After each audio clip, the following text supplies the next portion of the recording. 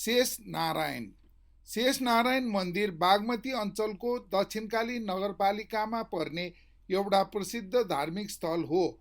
श्री शेषनारायणको मन्दिर उपत्यकाको 4 प्रमुख नारायण मध्ये एक हो।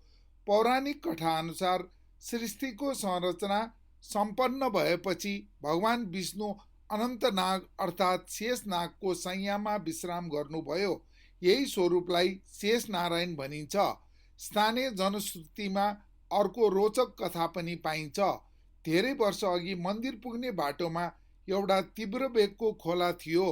एक पुजारीलाई खोला पार गर्न कठिनाइ भइरहेको बेला दुई विशाल नागले आफ्नो शरीर फैलाएर पुलको रूप लिए र उनलाई सुरक्षित रूपमा मन्दिरसम्म पुर्याए।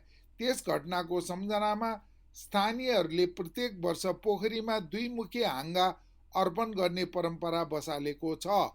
रमणीय प्राकृतिक वातावरणको मनोरम दृश्यले भरिपूर्ण यो मन्दिरको परिसरमा महादेवका साथै विभिन्न देवताका प्रस्तर मूर्तिहरू पनि रहेका छन्। मन्दिरको मुन्तिर भागमा कुण्ड पनि छ।